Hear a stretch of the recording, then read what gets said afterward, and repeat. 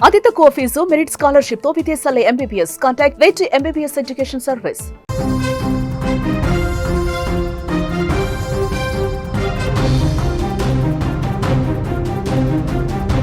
Big breaking news చూస్తున్నాం. గండికోట విద్యార్థిని మృతిపై ఇంకా మిస్టరీ వీడలేదు. విద్యార్థిని హత్యలో లోకేష్ పాత్ర లేదా? పరువు కోసం బంధువులే ప్రాణం తీశారా? లోకేష్తో గండికోటకు వెళుతున్న విషయాన్ని తెలుసుకున్న విద్యార్థిని బంధువులు అక్కడికి రావడంతోనే లోకేష్ వెళ్ళిపోయినట్టుగా సమాచారం ఉందా? వారి రాకను లోకేష్కు స్నేహితుడు చేరవేశాడా? భయంతో విద్యార్థినిని అక్కడే వదిలేసి లోకేష్ బయటకు వచ్చేశాడా? కోపంతో విద్యార్థినిని బంధువులేమైనా హత్య చేశారా? హత్య చేసి లోకేష్పై నెట్టివేసే ప్రయత్నం ఏమైనా చేశారా? పోలీసు శాఖ చేతిలో కీలక ఆధారాలు లభ్యమైనట్టుగా తెలుస్తోంది. విద్యార్థినిపై అఘాయిత్యం జరగలేదని ప్రాథమికంగా సమాచారం వస్తోంది. రోజుకు ఒక మలుపు తిరుగుతోంది ఈ గండికోట హత్యోదంతం. పరువు కోసం బంధువులే ప్రాణం తీశారా? ప్రస్తుతం ఈ కోణంలో దర్యాప్తు కొనసాగుతోంది. కడప జిల్లా గండికోటలో విద్యార్థిని హత్యోదంతం మరొక మలుపు తీసుకుంది. ఆమెను ఎవరు చంపారు అన్న మిస్టరీ మాత్రం ఇంకా విడలేదు. ప్రియుడితో గండికోటకు వెళ్ళటం, తర్వాత ప్రియుడే ఒక్కడే అక్కడి నుంచి బయటకు రావటం, ఇవన్నీ కూడా సీసీ రికార్డులో కనిపించాయి. ప్రియుడు లోకేషే అసలు నిందితుడని, ఆమె చంపేశాడని అంతా భావించారు. కానీ పోలీసు విచారణలో కీలక విషయాలు బయటపడుతున్నాయి. యువతది పరువు హత్య అనే అనుమానం ఇప్పుడు బలపడుతోంది. ఈ హత్యలో ప్రియుడు లోకేష్ పాత్ర లేదని, సొంత బంధువులే ఆమెను చంపేశారనే ప్రచారం జరుగుతోంది. గండికోటకు లోకేష్తో వైష్ణవి వెళ్ళిందన్న విషయాన్ని తెలుసుకున్న సొంత బంధువులు అక్కడికి వెళ్ళారు. అయితే అప్పటికే లోకేష్కు తన స్నేహితుడు ఫోన్ చేసి వాళ్ళు వస్తున్నారు అని చెప్పడంతో ప్రియురాల్ని అక్కడే వదిలేసి వచ్చేశాడనే అనుమానం కలుగుతోంది. ఆ దృశ్యాలే సీసీ కెమెరాలో రికార్డ్ అయ్యాయి. గండికోటకు వెళ్ళిన గంట తర్వాత అక్కడి నుంచి బయటకు రావడంతో ఆ దృశ్యాల్లో కనిపిస్తోంది. అయితే మధ్యాహ్నం 12 గంటల వరకు విద్యార్థిని అక్కడే బతికి ఉన్నట్టు పోలీసుల వద్ద కొన్ని ఆధారాలు ఉన్నాయి. ఆ తర్వాత బంధువులు వెళ్ళి ఆమెను అక్కడ చూసి ఆగ్రహంతో కొట్టి చంపేశారని స్థానికంగా ఒక చర్చ చాలా బలంగా జరుగుతోంది. ఆమెను చంపేసిన అనంతరం ఆ హత్యను లోకేష్పై నెట్టివేసే విధంగా ఒక కుట్రపూరితంగా చిత్రీకరించారనే మాటలు కూడా వినిపిస్తున్నాయి. దీంతో ఈ హత్యలో ప్రియుడి పాత్ర ఉందా లేదా? ఈ మిస్టరీ చాలా స్పష్టంగా కనిపిస్తోంది. దీన్ని ఛేదించే క్రమంలో ప్రస్తుతం పోలీసులు ఉన్నారు. ఆమె కుటుంబ సభ్యులు మాత్రం తమ కుమార్తెపై సామూహిక అత్యాచారం జరిగిందని తీవ్రంగా ఆరోపణలు చేస్తున్నారు. కానీ పోలీసులు మాత్రం ఆమెపై ఎటువంటి అఘాయిత్యం జరగలేదని ప్రాథమికంగా నిర్ధారిస్తున్నారు. దీంతో అసలు ఏం జరిగి ఉంటుంది అన్న ఉత్కంఠ కనిపిస్తోంది. పరువు కోసం సొంత బంధువులే చంపేశారా లేదా లోకేష్ పాత్ర ఉందా అనేది $1 మిలియన్ ప్రశ్నగా మారింది. ప్రస్తుతం ఈ కేసు చిక్కుముడిని పోలీసులు విప్పుతున్నారు. అన్ని ఆధారాలు ఒక్కొక్కటిగా సేకరిస్తున్నారు. మరి వారి విచారణలో ఏం తేలబోతున్నది కూడా చూడాల్సిన అవసరం కనిపిస్తోంది. గండికోట విద్యార్థిని మృతికి సంబంధించి అనేక అనుమానాలు కనిపిస్తున్నాయి.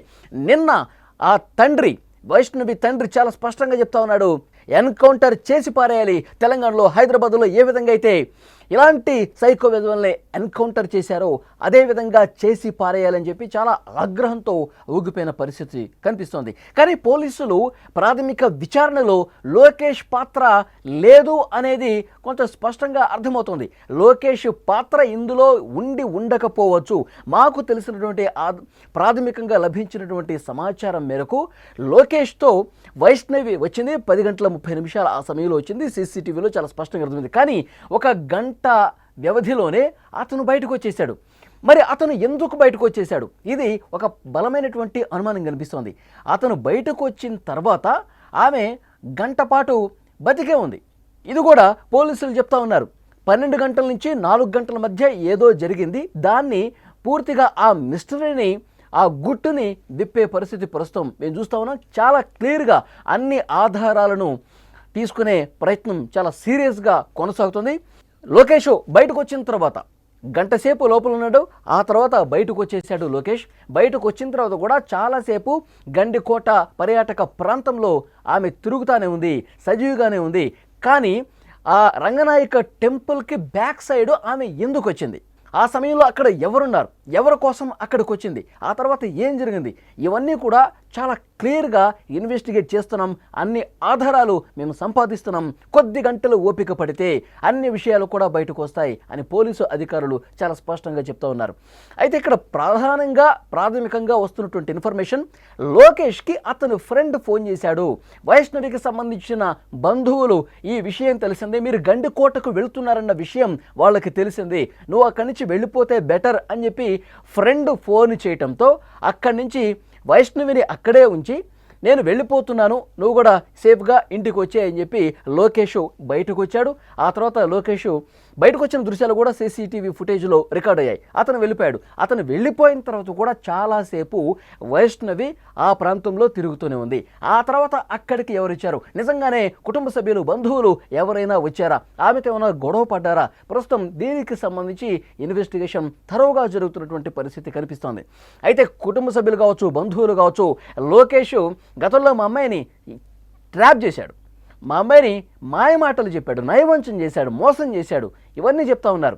సామూహిక అత్యాచారం జరిగింది, లోకేష్ ఒక్కడే కాదు అతని ఫ్రెండ్స్ వీళ్ళందరూ కలిసి మా అమ్మాయిని అత్యాచారం చేసి హత్య చేసి పడేశారు అంటూ చాలా బలంగా వాళ్ళు వాదనలు వినిపిస్తున్నారు. అవన్నీ కూడా పోలీసులు వాళ్ళ అభిప్రాయాలను కూడా సేకరించారు. కానీ లోకేష్ చంపేశాడు అనటానికి ఇప్పటి వరకు ఎలాంటి ఆధారం దొరకలేదు అని పోలీసులు చాలా స్పష్టంగా ఈ కేసు ఇన్వెస్టిగేట్ చేస్తున్నటువంటి క్రమంలో వారికి లభ్యమైనటువంటి ప్రాథమిక ఆధారాలకు సంబంధించి చెప్తున్నటువంటి పరిస్థితి ఉంది. మరొక ముఖ్యమైన విషయం, పోలీసులు ఇన్వెస్టిగేషన్లో మరి ఆ 12 గంటల నుంచి 4 గంటల సమయం, ఈ 4 గంటల వ్యవధిలో ఏం జరిగిందని చెప్పి ఆధారాలు సేకరిస్తున్నటువంటి క్రమంలో మరి కుటుంబ సభ్యులు కానీ బంధువులు కానీ అక్కడికి వచ్చారా, పరువు కోసం, ఎందుకంటే గతంలో చాలా సందర్భాల్లో వాడితో తిరగొద్దు, ఎక్కడికి రమ్మంటే అక్కడికి వెళ్ళిపోతున్నావు, మీ ఇద్దరు ప్రేమలో ఉన్నారు, ఇది కరెక్ట్ కాదు, ఇది మంచిది కాదు, నీ పద్ధతి మార్చుకో, నువ్వు మంచిగా చదువుకో. సో ఈ విధమైనటువంటి వాదనలు గొడవలు గత కొన్ని రోజులుగా జరుగుతున్నట్టుగా తెలుస్తుంది. మరి పరువు కోసమే కుటుంబ సభ్యులు కానీ బంధువులు కానీ ఆమెని చంపేసి ఆ నేరాన్ని లోకేష్ మీద నెట్టివేసే ప్రయత్నం ఏమైనా జరిగిందా, ఈ కోణంలో కూడా పోలీసులు చాలా స్పష్టంగా ఇన్వెస్టిగేట్ చేస్తూ ఉన్నారు. ఇవన్నీ అనుమానాలు, ఇంకా పోలీసులు ఎక్కడ కూడా ధృవీకరించలేదు.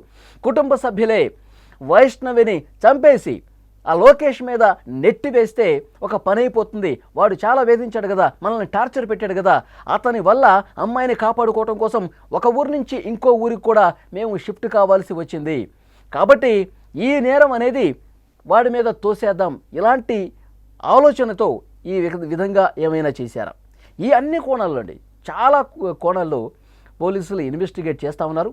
మరొక ముఖ్యమైన విషయం ఏంటంటే, వైష్ణవి మీద అత్యాచారం జరగలేదు అనేది పోలీసుల ప్రాథమికంగా చెప్తున్నటువంటి సమాచారం. నిన్న పోలీసు అధికారులతో సుమన్ టీవీ నేరుగా మాట్లాడింది. ఇప్పటి వరకు ఉన్నటువంటి లేటెస్ట్ ఇన్ఫర్మేషన్, వైష్ణవి మీద ఎలాంటి అత్యాచారం జరగలేదు అనేది మాకు ప్రాథమిక సమాచారం ఉంది. అయితే పోస్ట్ మార్టం పూర్తి రిపోర్టు అలాగే ఫోరెన్సిక్ రిపోర్టు ఇవి వచ్చిన తర్వాత మరికొంత క్లియర్ కట్గా పూర్తి సమాచారం మీకు తెలియజేస్తాం. ఇప్పటి వరకు మాకున్నటువంటి ఇన్ఫర్మేషన్ ఆమె మీద అత్యాచారం జరగలేదు. మరి హత్య ఎవరు చేశారు, ఎవరు చంపేశారు, ఇవన్నీ కూడా దర్యాప్తులో చాలా కీలకమైనటువంటి విషయాలు బయటకు వచ్చే అవకాశం ఉంది. ఇప్పటికే కొంత క్లియర్ కట్ సమాచారం తెలుసుకున్నాం, దాన్ని బట్టి ఇన్వెస్టిగేట్ చేస్తూ ఉన్నాం. మరి కుటుంబ సభ్యుల పాత్ర ఉందా, బంధువుల పాత్ర ఉందా, లోకేష్ పాత్ర కూడా ఏమైనా ఉందా, ఆయన బయటకు వచ్చిన తర్వాత మళ్ళీ ఏదైనా ప్లాన్ చేసి ఈ విధంగా చేశాడా, అన్ని కోణాల్లో కూడా దర్యాప్తు చేస్తున్నాం.